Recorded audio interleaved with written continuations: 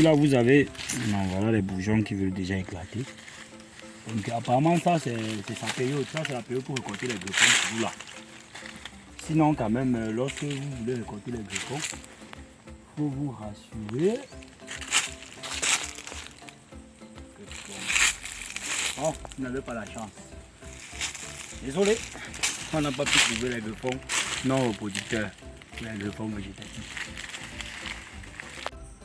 Amis followers de la chaîne Green Business, bonjour une fois de plus, bienvenue sur Green Business. Je suis à Mawen, un village de Fumbot, le grand département du Noun, des Bamoun avec Douala 1500. Oui, je profite pour faire un petit cours de culture ou bien peut-être quelque chose qui m'a marqué. Alors, le département du Noun ou bien le grand royaume des Bamoun est l'un des grands ou alors l'un des plus conservés avec une culture encore très vivante.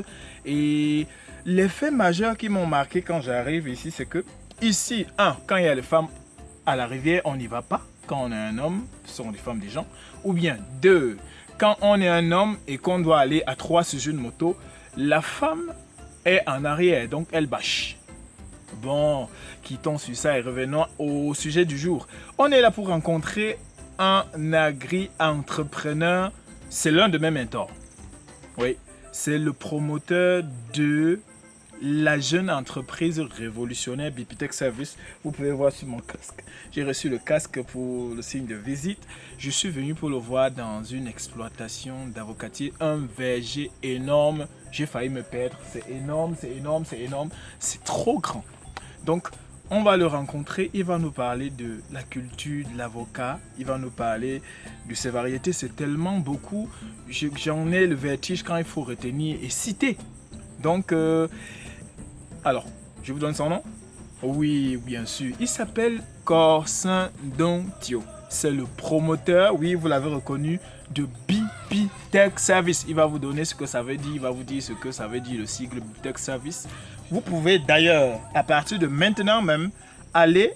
Bon, attendez, allez jusqu'à la fin de la vidéo. Vous allez aller après visiter sa chaîne Bipitech Service dans laquelle il partage beaucoup, mais alors beaucoup d'informations qui pourraient aider des agri-entrepreneurs ou bien des profanes à trouver la lumière. La lumière. Allez, on va le rencontrer, donc ne prenez pas beaucoup attention. Moi, je ne vais pas beaucoup poser de questions, je vais le laisser faire. Parce que là, quand je suis en face d'un mentor, c'est mon mentor, il a tenu ma main. Et allons à la rencontre de mon mentor. Alors moi, je vais à sa rencontre. On est là en verger, c'est tellement énorme. C'est un verger d'avocatier. Il y a tellement de variétés, c'est tellement énorme, c'est magnifique. Il est là, il est là, il est là, il est là. Moi, je l'appelle président. Hello, président. Hello, monsieur Ben. Bonjour. Bonjour, Sa Majesté. Oh, mais il m'appelle Sa Majesté, bon, en fait. On va pas rentrer là-dedans. Donc, j'ai envie de poser les questions, mais je ne vais pas poser des questions parce que j'ai l'impression que, un professeur de mathématiques de lycée vient à poser des questions à Pythagore. Non, mais écoute, allez, je laisse la parole à Corsin Dontio, le promoteur de Bipitech Service. Il va... Alors, oh, c'est superbe. Alors, bonjour, chers fidèles abonnés de Green Business. Je suis Corsin Dontio, un jeune entrepreneur agricole. Et je suis promoteur de la chaîne Bipitech Service. Bipitech Service est une entreprise révolutionnaire. Je pense que Sa Majesté vous a dit. C'est une entreprise révolutionnaire qui fait dans la vulgarisation de la recherche africaine. Question de vous permettre de mieux vous lancer dans le secteur agro-silvo-pastoral. Alors, Bipitech Service veut dire Biotechnology Production, Transformation and Consulting Service. Donc si vous revenez juste, vous allez comprendre que la signification de Bipitech renvoie à ce que je viens de dire. Nous voulons révolutionner l'agriculture en Afrique. Aujourd'hui, je suis dans le premier verger que nous avons eu à installer, mon papa et moi. Je pense qu'il a déjà 7 ans. 7 ans, oui, cette année va, lorsque l'année ci va s'achever, il aura 8 ans. Donc pour les avocatiers, pour vous, les amoureux de l'avocatier, j'aimerais tout simplement vous dire que l'avocat d'abord, c'est un médicament. Du fruit, de la chair jusqu'au noyau, c'est un médicament. Donc, vous pouvez tout simplement aller dans la description de cette vidéo et vous allez voir quelques astuces pour vous permettre d'être en santé lorsque vous consommez un fruit d'avocatier. Mais alors, comment faire pour produire vos avocats? Je pense que le promoteur de cette chaîne que j'appelle Sa Majesté, c'est un homme qui vraiment m'a marqué de par ses œuvres et qui mérite que vous puissiez l'encourager, afin qu'il puisse vous montrer tout son talent. Donc, les avocats, pour produire les avocatiers, comme vous pouvez constater, il faut d'abord commencer par faire une pépinière. Donc, il va vous montrer comment est-ce que nous avons fait pour faire notre pépinière. Donc, il faut faire une pépinière. Après avoir fait une pépinière, il faut greffer. Qu'est-ce que le greffage? Le greffage, c'est tout simplement un changement variétal. Mais ce changement variétal ne vient pas par la multiplication sexuée. C'est une multiplication asexuée. Elle consiste à faire comment? À récolter un greffon d'une plante qui a déjà été au préalable greffée ou bien d'une plante qui a les valeurs que nous voulons. Par exemple, si je veux récolter, un greffon sur ce plan, je viens ici, je récolte cette branche. Cette branche devient mon greffon. Et sur mon porte-greffe, je vais faire en sorte que cette branche puisse s'incruster sur mon porte-greffe. Et par la suite, j'annule le porte-greffe. Ce n'est que le greffon qui se développe.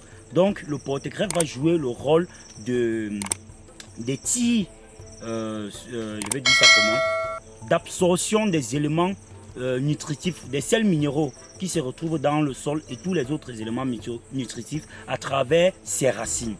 Et le greffon maintenant va être la canopée ou bien la partie superficielle, la partie aérienne de la plante qui va se charger demain de votre production. Donc, pour mettre vos plants en champ, il faut d'abord au préalable étudier votre sol.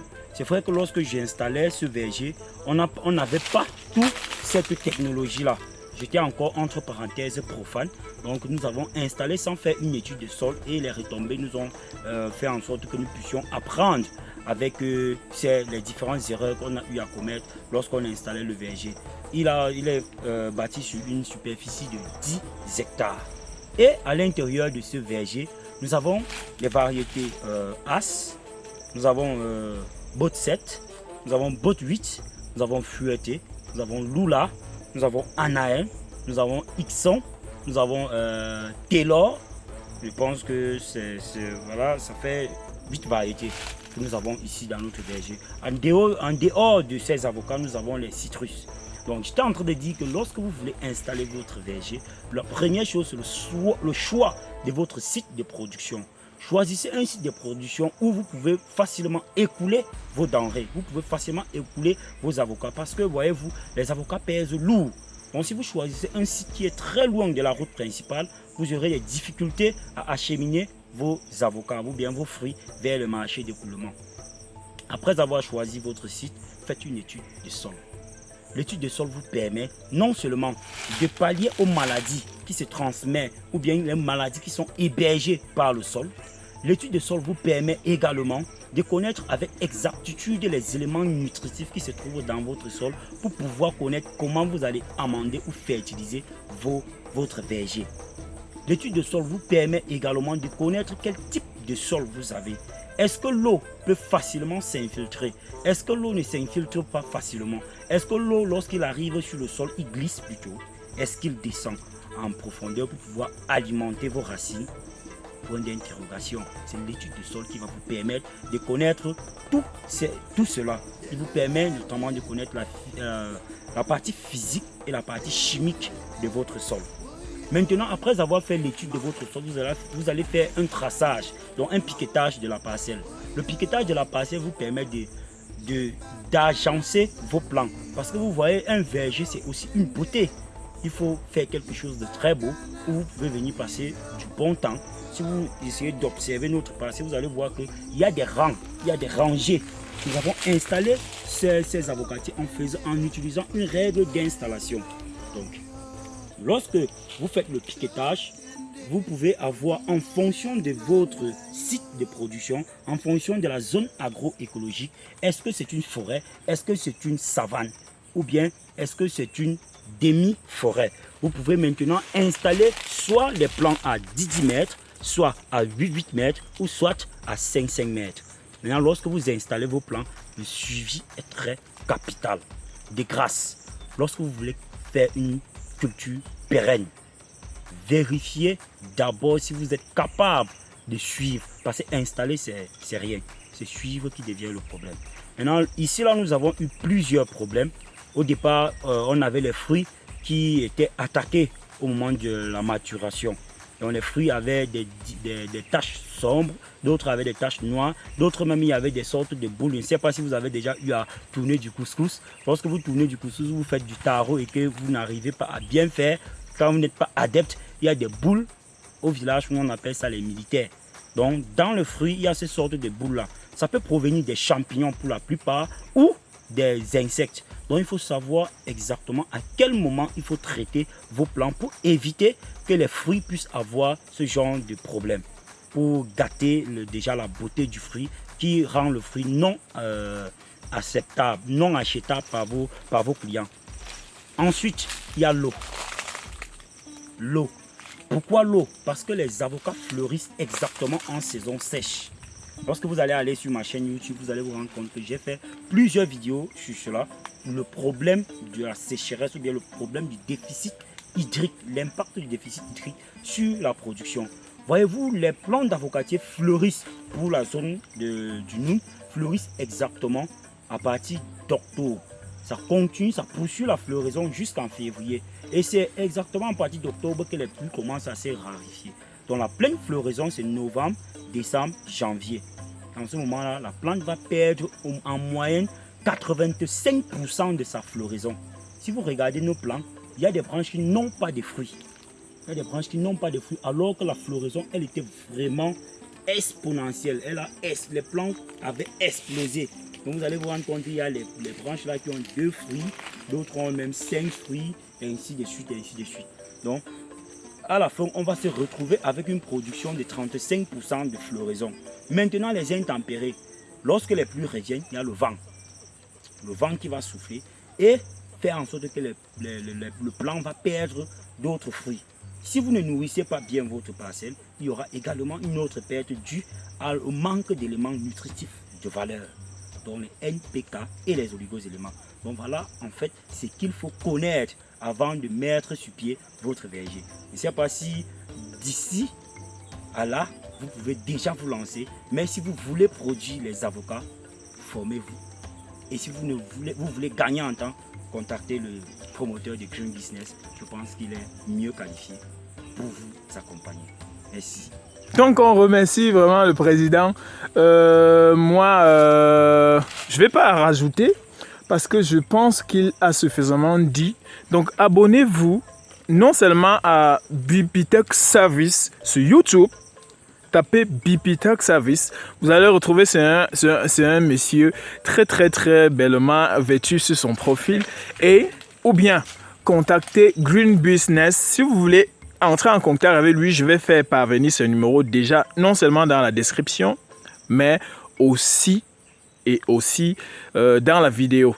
Donc allez, amis followers de la page Green Business, oui, j'ai mis le verre.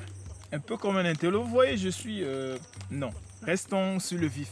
Donc, c'était Corsan Dontio, c'est un ingénieur de conception en devenir, déjà ingénieur de travaux à la FASA, Faculté d'agronomie et des sciences agricoles de l'Université de Tchang, la première université du Cameroun et d'Afrique centrale. Applaudissez, applaudissez.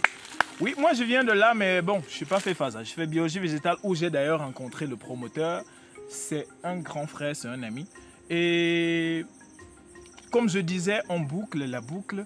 Vous avez vu la production, vous avez vu son champ, vous avez vu les potentialités de l'avocat. Il n'en a pas peut-être beaucoup parlé, mais c'est beaucoup d'argent que ça produit. C'est une culture d'avenir parce que les gens se tournent désormais vers l'avocat comme culture parce que c'est utilisé désormais partout. Non seulement sur vos tables où c'était utilisé, mais le cosmétique et beaucoup d'industries qui utilisent notamment l'huile d'avocat et les autres dérivés jusqu'au noyau pour en faire des transformations qui vont servir comme je disais dans le cosmétique, comme je disais dans l'alimentation et l'agroalimentaire ou encore certains produits pharmaceutiques. Donc, c'était Benjamin Sofac sur Green Business. Je vous remercie. Moi, je vais continuer parce qu'il faut bien que je rentre à Tchang, où je suis basé avec des avocats. Donc, si vous en voulez, suivez-moi jusqu'à la fin. Abonnez-vous et revendiquez vos avocats dans la barre de commentaires. Allez, peace up!